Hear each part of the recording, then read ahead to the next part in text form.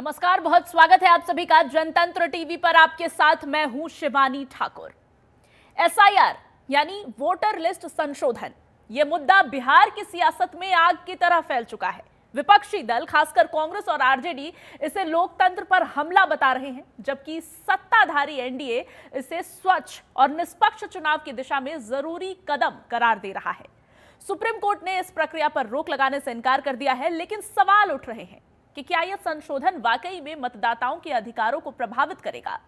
क्या यह बिहार चुनाव की दिशा बदल सकता है? और क्यों संसद में इस पर चर्चा से इनकार किया जा रहा है?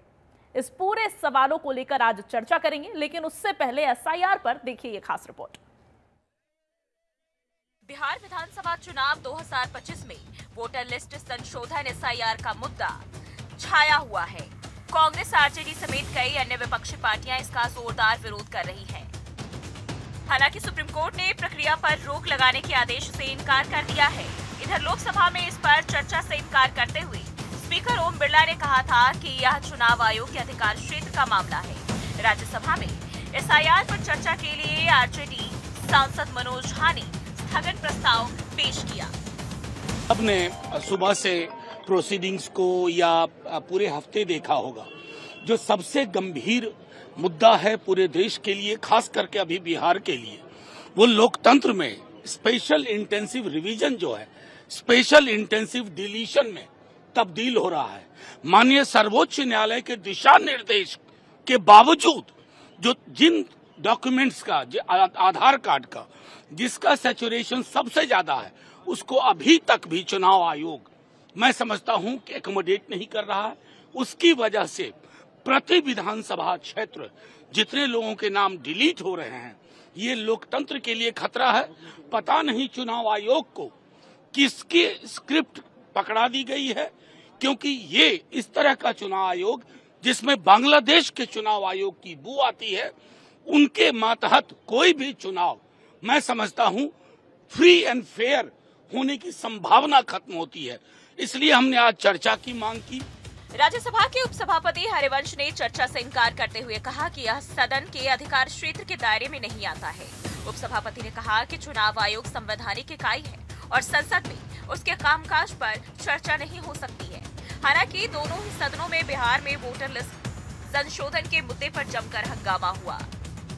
संसद भवन के बाहर एसआईआर को लेकर विपक्षी दलों, विशेष रूप से इंडिया गठबंधन के सांसदों के द्वारा व्यापक प्रदर्शन देखने को मिला। यह विवाद बिहार में मतदाता सूची के पुनरीक्षण को लेकर है, जिसे विपक्ष ने वोट चोरी और लोकतंत्र पर हमला करार दिया है। कांग्रेस, सपा, राजद, टीएमसी और अन्य दलों के सांसदों ने संसद के मकर द्वार पर नारेबाजी की, जिसमें वोट चोरी बंद करो और एसआईआर वापस लो जैसे नारे शामिल थे। राहुल गांधी, प्रियंका गांधी, सोनिया गांधी और मल्लिकार्जुन खड़गे जैसे प्रमुख नेताओं ने इस विरोध में हिस्सा लिया। वोट चोरी हो रही है और अब हमारे पास ओपन एंड शट प्रूफ है कि इलेक्शन कमीशन वोट चोरी में इन्वॉल्व है। और मैं लाइटली नहीं बोल रहा हूं, के साथ बोल रहा हूं, ठीक है। और आप सबको पता लग जाएगा जैसे ही हमने ये रिलीज किया पूरे देश को कि इलेक्शन कमीशन वोटर चोरी करा रहा है। किसके लिए करा रहा है? किसके लिए करा रहा है? बीजेपी लिए करा रहा है। ओपन एंड शट है। नो। विपक्ष का आरोप है कि एसआईआर के जरिए बिहार में मतदाताओं, खासकर हाशिए पर रहने वाले समुदायों जैसे दलितों और पिछड़े वर्गों को वोट देने के अधिकार से वंचित करने की साजिश हो रही है। उन्होंने इसे असंवैधानिक और चुनावी हेरफेर का प्रयास बताया। कांग्रेस सांसद मणिकम टैगोर ने लोकसभा में स्थगन प्रस्ताव लाकर इस मुद्दे पर चर्चा की मांग की, जबकि प्रियंका गांधी ने इसे संविधान प्रदत्त वोटिंग अधिकार छीनने की साजिश करार दिया। दूसरी ओर निर्वाचन आयोग ने एसआईआर को बिहार विधानसभा चुनाव से पहले मतदाता सूची को सटीक बनाने के लिए आवश्यक बताया, जिसमें मृत, स्थानांतरित और डुप्लीकेट मतदाताओं को हटाने की प्रक्रिया शामिल है। हालांकि विपक्ष ने इसे एनआरसी से जोड़कर मतदाताओं को डराने का आरोप भी लगाया। बिहार में विधानसभा चुनाव की तैयारियों के तहत निर्वाचन आयोग ने नई ड्राफ्ट वोटर लिस्ट जारी कर दी है। अब मतदाता अपने नाम की जांच ऑनलाइन या बीएलओ के पास जाकर कर सकते हैं। अगर सूची में नाम नहीं है या कोई गलती है तो 2 अगस्त से 1 सितंबर तक दावा या फिर आपत्ति दर्ज कराई जा सकती है। निर्वाचन विभाग के अनुसार सभी जिलों के डीएम, सह जिला निर्वाचन पदाधिकारियों ने संबंधित ईआरओ, एईआरओ और बीएलओ को सूची सौंप दी है। वहीं राजनीतिक दलों के प्रतिनिधियों प्रति उपलब्ध कराई गई है। कैसे देखें ऑनलाइन ड्राफ्ट वोटर लिस्ट? मतदाता आयोग की वेबसाइट voters.aci.gov.in पर जाएं। स्टेट कोड यानी S04 पर जाकर ये कदम अपनाएं और अपने जिले और विधानसभा क्षेत्र का चयन करें। रोल टाइप में SIR ड्राफ्ट 2025 चुनें, कैप्चा दर्ज करें और अपने बूथ की भाग संख्या चुनें। PDF डाउनलोड करें और नाम की जांच करें। कोई मतदाता ऑनलाइन नाम नहीं देख पा रहा है तो वो अपने क्षेत्र के BLO से संपर्क कर सकता है। BLO के पास भी ड्राफ्ट वोटर लिस्ट की हार्ड कॉपी मौजूद है। SIR क्या है? SIR यानी विशेष गहन पुनरीक्षण एक ऐसी प्रक्रिया है जिसमें निर्वाचन आयोग मतदाता सूची को पूरी तरह से जांचता है और अपडेट करता है। बिहार में यह अभियान इसलिए शुरू किया गया क्योंकि 2003 के बाद भी मतदाता सूची का इतना व्यापक पुनरीक्षण नहीं हुआ था। पिछले 2 दशक में शहरीकरण, प्रवास, नई उम्र के मतदाताओं का जुड़ना, मृत्यु की जानकारी न दर्ज होने और कुछ विदेशी नागरिकों के नाम मतदाता सूची में शामिल होने जैसी समस्याएं सामने आई थी।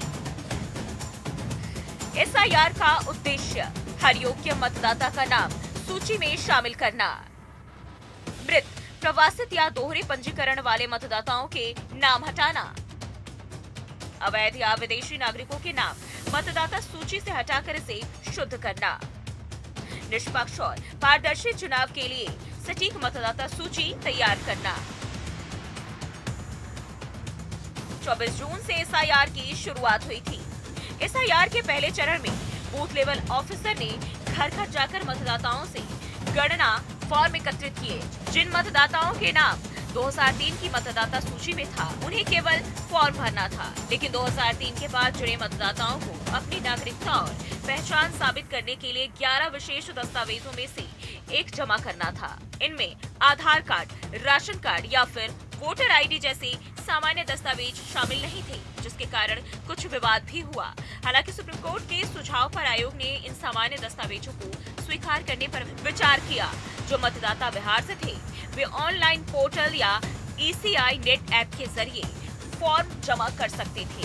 इसके अलावा परिवार के सदस्यों की मदद से भी फॉर्म जमा किए गए। संसद के मॉनसून सत्र में इस मुद्दे ने भारी हंगामा मचाया, जिसके चलते लोकसभा और राज्यसभा की कार्यवाही बार-बार बाधित भी हुई। 31 जुलाई को दोनों सदनों में केवल कुछ मिनटों के लिए कार्यवाही चली। विपक्ष ने अगले सप्ताह निर्वाचन आयोग के मुख्यालय तक विरोध मार्च की योजना बनाई और इसे वोटबंदी जैसे शब्दों से प्रचारित करने का फैसला लिया था। ब्यूरो रिपोर्ट, जनतंत्र टीवी। तो बिहार में विधानसभा चुनाव से पहले हो रहे SIR पर राजनीतिक घमासान पूरी तरह से गहराता जा रहा है। बिहार से लेकर दिल्ली और पश्चिम बंगाल में भी अब इसको लेकर तमाम आग सुलगने लगी है। ममता सरकार भी अब इस पूरे मुद्दे पर चुनाव आयोग को घेर रही है।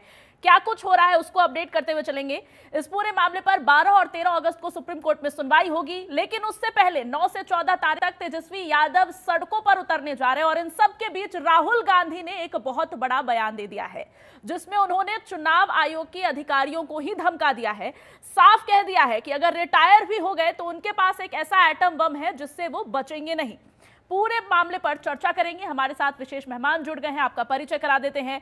हमारे पास बीजेपी का पक्ष रखने के लिए राहुल आनंद हमारे साथ जुड़ गए हैं, बहुत स्वागत है सर आपका।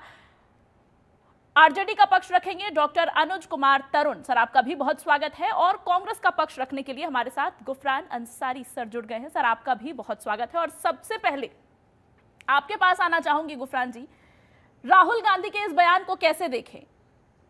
संवैधानिक पद पर बैठे हुए लोगों को धमका दिया है उन्होंने, ये कहते हुए कि आपको छोड़ेंगे नहीं, आप रिटायर भी हो जाएंगे तो भी आपको कटघरे में लाया जाएगा और ऐसा एटम बम है जो कि फूटेगा तो चुनाव आयोग बचेगा नहीं। इस बयान को किस तरह से देखें? ये धमकी है, चेतावनी है, और अगर चेतावनी है तो किस घड़ी का इंतजार कर रहे हैं राहुल गांधी? नमस्कार, आप सभी दर्शकों को और पैनलिस्ट को नमस्कार। आपने कहा कि राहुल गांधी जी संवैधानिक पद पर बैठे हुए चुनाव आयोग के अधिकारियों को धमकी दे रहे हैं। तो इस बात को मैं इस तरह से कहूंगा कि इस देश का संविधान सर्वोपरि है और वो इस देश के नागरिकों के लिए भी है और इस देश के सारे नौकरशाहों के लिए भी है और सभी नेताओं राजनेताओं के लिए भी है। यदि कोई अपने कर्तव्यों से भटकता है, यदि कोई देश के संवैधानिक मूल्यों की धज्जियां उड़ा रहा है, यदि कोई देश के लोकतांत्रिक मूल्यों की धज्जियां उड़ा रहा है, उसका हनन कर रहा है, तो उसे जवाब तो देना पड़ेगा, चाहे वो कोई भी संस्था में किसी भी पद पर बैठा हुआ है। आज राहुल गांधी जी ने जो कहा है, विपक्ष के नेता हैं और बिना सोचे समझे कुछ नहीं कहते, बड़ी गंभीरता होती है उनकी बात में। आज राहुल गांधी जी हालांकि निरंतर इस बात को उठा रहे हैं, चाहे कर्नाटक चुनाव के समय की बात हो, मध्य प्रदेश के चुनाव के समय की बात हो और हाल ही में महाराष्ट्र का इलेक्शन जब हुआ तो उसमें तो पूरी तथ्यात्मक जानकारी राहुल गांधी जी ने दी थी। चुनाव आयोग से बार बार मांगा था, वोटर लिस्ट मांगी, 5 बजे के बाद जो 76 लाख वोट डले महाराष्ट्र में उसकी जानकारी मांगी, उसकी वीडियो फुटेज मांगी, कुछ भी नहीं दिया गया और साफ कह दिया गया कि नहीं उपलब्ध करा सकते। इसके बाद भी राहुल गांधी जी और कांग्रेस ने जो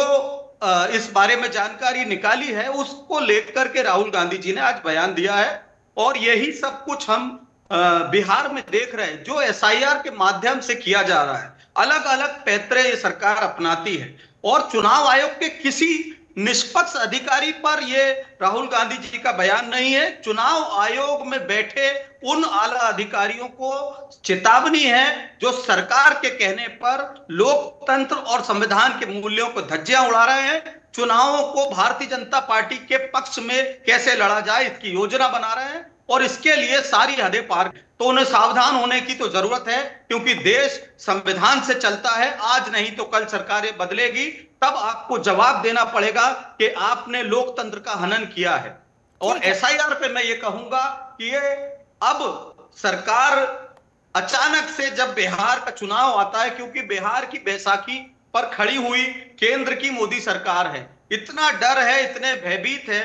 पिछला इलेक्शन जो बिहार का हुआ वो हमने देखा किस तरह से कुछ विधायकों को वोट की गिनती में यहां वहां करके कुछ हजारों का 50,000 से भी कम का रेशो था बिहार में, वरना सरकार बदल जाती। रातों रात जो विधायक जीतते हुए दिखाए जा रहे थे उन्हें हार का सर्टिफिकेट दे, उन्हें हार की घोषणा कर दी जाती है और जीत का सर्टिफिकेट कोई और ले जाता है। तो इस तरह की धांधली का विरोध उस समय भी हुआ था और अब भी हो रहा है। और कोशिश करेंगे कि आरजेडी के तमाम बड़े बड़े आरोप हैं चुनाव आयोग पर भी और बीजेपी सरकार पर भी। विपक्ष ये कह रहा है कि पिछले दरवाजे से एनआरसी लाने की कोशिश है, एक तो ये आरोप है आपका, और दूसरी तरफ जिस तरह के पहचान पत्र सामने आ रहे हैं, कुत्ते के पहचान पत्र सामने आ रहे हैं, बाइकों के पहचान पत्र सामने आ रहे हैं, उसको लेकर भी आपके तमाम सवाल खड़े कर रहे हैं आप। और 9 से 14 तारीख तक तेजस्वी यादव जनता के बीच भी पहुंच रहे हैं। लेकिन इन सब के बीच एक बड़ा सवाल ये है कि जब चुनाव आयोग पारदर्शिता बरत रहा है, सुप्रीम कोर्ट ने भी साफ कहा है कि अगर मास कट ऑफ होता है मतदाताओं का सूची से तो वो इंटरफेयर करेगी। तो समस्या कहां आ रही है आपको? महाराष्ट्र के केस में अगर आपको यह शिकायत है कि राहुल गांधी ने जवाब मांगा चुनाव आयोग से 5 बजे के बाद हुए मतदान को लेकर और वो जवाब नहीं मिला, लेकिन बिहार में तो जो एसआईआर की रिपोर्ट है, जो सर्वे है, वोटर लिस्ट को जाहिर कर दिया गया है और ये भी कहा गया है कि अगर किसी का नाम कटा है तो वो आके बीएलओ से मुलाकात करके उसको जुड़वा सकता है। तो समस्या कहां है? देखिए शिवानी जी, एक आदम गोनवी की पंक्ति है कि तुम्हारे फाइलों में गांव का मौसम गुलाबी है मगर ये आंकड़े झूठे हैं और ये दावे किताबी हैं। चुनाव आयोग ने जो डाटा दिया है, मुझे ये इन दावों पे विश्वास नहीं, क्योंकि इसका जो व्यवहारिक पहलू है कुछ और है। हम लोग ग्राउंड पे हैं, लोगों से बात कर रहे हैं। जिस तरह से मतदाता सूची तैयार की जा रही है वो हमेशा उस पर हमेशा प्रश्न चिन्ह रहेंगे। जिस तरह से तैयार किया गया है, किसी का फॉर्म पे है जो कि हस्ताक्षर नहीं है, किसी पे फोटो नहीं है, आपने खुद कहा कुत्ते की फोटो है जो कि चिपका दिए गए हैं। तो आप बताइए कि ये दावा करते हैं कि मतदाता सूची में हम सुधार ला रहे हैं, लेकिन इससे तो सवाल आपके ऊपर भी उठ रहे हैं ना। बीजेपी की सरकार ये कह रही है कि ये जानबूझ के चुनाव आयोग को बदनाम करने की कोशिश है। नहीं, देखिए ये तो व्यवहारिक है ना शिवानी जी। हम क्या आरोप लगा रहे हैं? व्यवहारिक ग्राउंड रिपोर्टिंग क्या है? आप खुद बताइए, चुनाव आयोग ने जो खुद निर्देश जारी किया, क्या उस निर्देश का पालन किया? उन्होंने कहा कि एक पावती रसीद जनता को दी जाएगी, दूसरा है जो कि बीएलओ रखेंगे, क्या किसी को दिया गया? कल आप किन लोगों का नाम काटे हैं वो दावा कहां करेगा? दूसरी बात, आपने जो उन्होंने कहा लगभग नहीं, और अगर मान लिया हमें एक फॉर्म नहीं मिला, उसके पावती रसीद नहीं मिली, कल आप कहेंगे जी आपने तो आवेदन ही नहीं किया था, आपका कहां से नाम रहेगा? क्या मेरे पास दिखाने के लिए कोई प्रूफ रहेगा? तो जबकि आप खुद निर्देश जारी करते हैं कि पावती रसीद दी जाएगी और एक आप रखेंगे बीएलओ लेंगे, ताकि हम आने वाले समय में हमारा नाम कटता है तो हम क्लेम कर सकते हैं। अभी कह रहे हैं कि जिनका नाम कट जाएगा उनका नाम जोड़ दिया, हम क्लेम कैसे करेंगे भाई? आप तो नए सिरा से कह दोगे कि आपने तो राहुल आनंद हमारे साथ जुड़े हुए हैं, उनसे पूछ लेते हैं। बताइए, तमाम सवालों के जवाब दीजिए। कैसे क्लेम करेगा मतदाता अगर उसके नाम कट गए? और इसके साथ भी और भी सवाल जोड़ देती हूँ इसी में, ताकि आप एक साथ समझा सके कुछ पहलुओं को चंद शब्दों में। जिस तरह के पहचान पत्र बने, मैं कोट करना चाहूंगी, पटना में डॉग बाबू का आवास प्रमाण पत्र बनाया गया है, मोतिहारी में ट्रैक्टर के नाम पर प्रमाण पत्र, मधेपुरा में फोन के नाम पर आवास प्रमाण पत्र, समस्तीपुर में पैशन प्रो बाइक के नाम पर आवास प्रमाण पत्र, जाति प्रमाण पत्र माफ कीजिएगा, और नवादा में भी डोगेश बाबू के नाम से प्रमाण पत्र बना है। और इसके पहले नीतीश कुमार की फोटो लगी हुई एक वोटर आईडी कार्ड एक मतदाता के पास पहुंची। ये तमाम प्रकरण आ रहे हैं। चुनाव आयोग की प्रक्रिया जो जल्दबाजी में की गई है, जो बात लगातार विपक्ष कह रहा है, इन प्रकरणों से, इन उदाहरणों से उसकी पुष्टि हो रही है। दूसरी तरफ सुप्रीम कोर्ट ने जो भी निर्देश दिए थे चुनाव आयोग को, जो सुझाव दिया था तमाम आइडेंटिटी प्रूफ को वैलिड करने के लिए, उस पर भी कुछ नहीं किया चुनाव आयोग ने। और अब ये सवाल उठ रहे हैं जिसका जिक्र अभी आरजेडी प्रवक्ता कर रहे थे। जवाब दीजिए।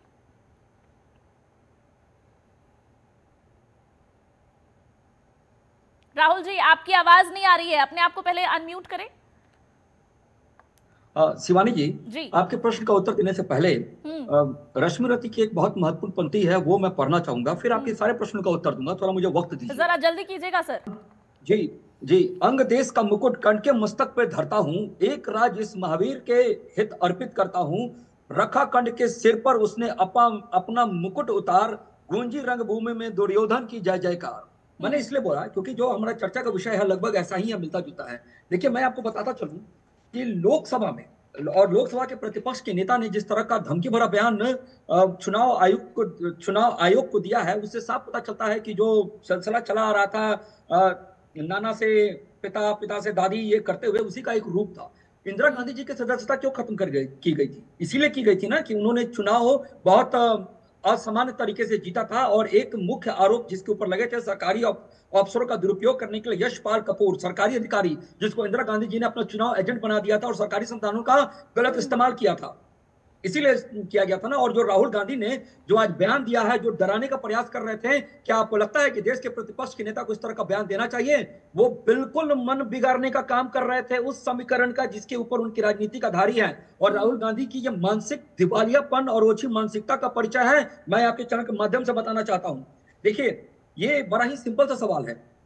आपने जो पूछा, मुझे जरा बताएं कि हमारा विपक्ष कभी भी लोकतंत्र की बात करता है, वो किस लोकतंत्र की बात करता है जिसको लोकतंत्र लिखना नहीं आता है? पूरे देश ने देखा, जब सदन चलने की बात चली थी और जब वोटर पुनरीक्षण का जब विरोध करने के लिए सब लोग बैनर लेकर चले थे, उस पर लोकतंत्र लिखा गया था। क्या विपक्ष की आंखें फूट गई थी? क्या कोई पढ़ नहीं पा रहा था? वो किस लोकतंत्र की बचाने की बात करते थे? किस भारत के संविधान मुद्दा पे नहीं आएंगे? लेकिन वो एक ह्यूमन एरर है, वो एक ह्यूमन एरर है आनंद साहब, वो एक ह्यूमन एरर है। ठीक वैसे ही जैसे अभी चुनाव आयोग से हो रहा है, कुत्ते के नाम का प्रमाण पत्र बन के आ रहा है, तो क्या हम ये कह सकते हैं कि चुनाव आयोग को प्रमाण पत्र बनाने नहीं आता? रुकिए, मैं आ रहा हूँ शिवानी जी, मैं वहां भी आ रहा हूँ। इस कॉन्स्टिट्यूशन को लेकर वो चलते हैं हमारे विपक्ष के साथ ही पॉकेट में एक लाल किताब भविष्यवाणी के रूप में इसका इस्तेमाल करते हैं, हालांकि इसको पढ़ते नहीं है। पढ़ते तो आर्टिकल 324, 25, 26 सब पढ़ते हैं। संविधान के अध्याय 15वें भाग में सब चीज को लिखा गया है। और जहां तक सवाल उठता है, वहां देश के सभी पढ़े लिखे लोग थे, एलिट वर्ग के लोग वहां पे खड़े थे, उनको पढ़ना नहीं आया, किसी ने अपोज तक नहीं किया। जब सोशल मीडिया पर बात आई तब अपोज किया। अब सवाल उठता है कि आपने कहा कि बिहार में ट्रैक्टर का, कुत्ते का और नीतीश कुमार जी की तस्वीर वाली एक वोटर आईडी कार्ड मिली है, तो इसके ऊपर क्या है? निश्चित तौर पे मैं इस विषय को हमारी सरकार ने गंभीरता के साथ लिया और इसके ऊपर त्वरित कार्रवाई करते हुए सबको सस्पेंड किया। पावती रसीद क्यों नहीं दिया जा रहा है? ये भी सवाल ले लीजिए। ये रुके, ये होता है। और एक चीज, ठीक है, ले लिया आपका सवाल, दोहरा दीजिए जरा। ये पावती रसीद क्यों नहीं दिया जा रहा है बीएलओ के द्वारा? ठीक है, कैसे हम दावा दिया जा रहा है रसीद बीएलओ के द्वारा? ये मुझे एक भी ऐसा वीडियो दिखाया जाए जिसमें जनता के द्वारा किसी चीज का प्रतिकार किया गया हो। देखिए, मैं आपको बार बार कह रहा हूं शिवानी जी कि हमारे मुझे ही पावती रसीद नहीं मिला है। अपनी महत्वपूर्ण जिम्मेदारी का निर्वहन नहीं करना चाहते हैं। वो संविधान का शपथ लेके कुर्सी पे तो बैठते हैं, लेकिन सरकार बनाना चाहते हैं अवैध लोगों के नाम से, मरे हुए लोगों के नाम से चुने जाना चाहते हैं, जो लोगों का नाम दो जगह पे उनके द्वारा ये आए जा सकते हैं। तरुण जी, जवाब दीजिए। 65 लाख मतदाताओं के नाम वोटर लिस्ट से हटाए गए हैं। ये वो मतदाता है जो मृत है, जिनका नाम 2 स्थानों पर रजिस्टर्ड था, जो कहीं और रहते हैं और वहां के वोटर लिस्ट में भी जिनका नाम है। 65 लाख मतदाताओं के नाम इस लिस्ट से हटाए गए हैं। क्या जीत, इससे ये पता चल रहा है, रिसर्च में ये सामने आ रहा है कि इससे जो जीत और हार के बीच का जो मार्जिन होगा वो घटेगा। तो ऐसे में क्या इसका डर सता रहा है आपको, और इस प्रक्रिया से आपत्ति क्यों है? देख, आप मुझसे पूछ रहे हैं शिवानी जी? जी एक मिनट तो मैं बोल दूं। हाँ, देखिए, आपने खुद बढ़िया सवाल किया है आपने। देखिए, जो अभी राहुल आनंद जी बता रहे थे, कोई नई बात बता रहे थे क्या? कोई ऐसा चुनाव हुआ है जिसके पहले मतदाता सूची में सुधार नहीं होता था? मरे हुए जो मरे हुए लोग हैं उनका नाम हटाया जाता था। जो 18 वर्ष से जो ज्यादा के लोग थे उनका नाम जोड़ा जाता था। जो कहीं और पलायन कर गए उनका नाम हटाया जाता। कोई नई बात तो नहीं थी, ये तो रूटीन वर्क था। ये कौन सी नई बात कर रहे हैं? लेकिन SIR का नाम लेकर के जिस तरह से आप लोगों को गुमराह कर रहे हैं, आपाधापी में जिस तरह से आप है जो कि वोटर लिस्ट तैयार करने की बात कर रहे हैं, जबकि जनवरी में आपका लिस्ट तैयार था, वो भी है जो कि ईमानदारी से किया गया था। अचानक आपको कौन सलाह दे दिया भाई कि 30 दिन के अंदर है जो कि आप नए सिरा से SIR कराइए? लेकिन तरुण जी, अभी जो जबकि सुप्रीम कोर्ट ने भी राहुल साहब अभी जो कह रहे थे सुप्रीम कोर्ट कि कोई एक क्लिप दिखाइए ना जिसमें आम जनता को इस बात से समस्या हो, किसी ने अगर कहा हो, और अगर ऐसे कोई क्लिप नहीं है और ग्राउंड पे ऐसे प्रकरण आपके समक्ष आए हैं आरजेडी के कार्यकर्ताओं को, नेताओं को, तो क्या 9 से 14 तारीख के बीच जो आप सड़कों पर जाने वाले हैं, लोगों के बीच जाने वाले हैं, क्या यही सबूत इकट्ठा करने के लिए पहुंचने वाले हैं आप लोग? शिवानी जी, ये किस तरह से दिखाने की बात करते हैं? जो आपके पत्रकार साथी जो दिखा रहे थे सबूत, उस पर तो FIR कर देते हैं। ये दरअसल इनकी मंशा साफ नहीं है ना। ये इनकी भाषा, चुनाव आयोग से सवाल पूछिए तो ये जवाब देंगे। आपको इनकी मंशा पर तालमेल है? क्या संदेह है मंशा पर? बिल्कुल, ये हारने वाले हैं। देखिए, बिल्कुल ये चुनाव हारने वाले हैं, इनको पता चल गया है। और किसी भी तरीका से एन तेन जिस तरह से भी हो, ये हेरा फेरी करके चुनाव जीतने के मूड में है। आप खुद सोचिए ना, जितने मतदाता सूची में है जो कि मृत लोगों का नाम डाला गया, बिहार का मृत्यु दर क्या है? राहुल जी, ये तो बस इतना ही कह के आपको बख्श रहे हैं कि आप हारने वाले हैं और इसका डर सता रहा है आपको। उधर पश्चिम बंगाल में ममता बनर्जी ने तो ये कह दिया है कि आप पीछे के दरवाजे से NRC लाने की कोशिश कर रहे हैं तमाम राज्यों में जहां जहां भी चुनाव हो रहे हैं।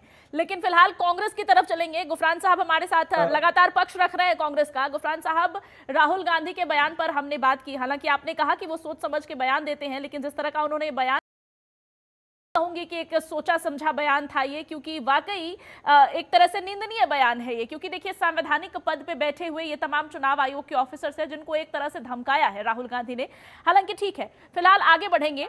विपक्ष इस पूरे मुद्दे को लेकर सड़क पर उतरने वाला है। आरजेडी के साथ राहुल गांधी भी नजर आने वाले हैं और कदम से कदम मिलाकर तेजस्वी यादव के साथ सड़कों पर दिखाई देंगे बिहार के। लेकिन इन तमाम मुद्दों के बीच राहुल गांधी लगातार दूसरे राज्यों की बात भी कह रहे हैं, महाराष्ट्र की बात कर रहे हैं। वो कह रहे हैं कि उनके पास सबूत है, तो इंतजार किस बात का कर रहे हैं फिर?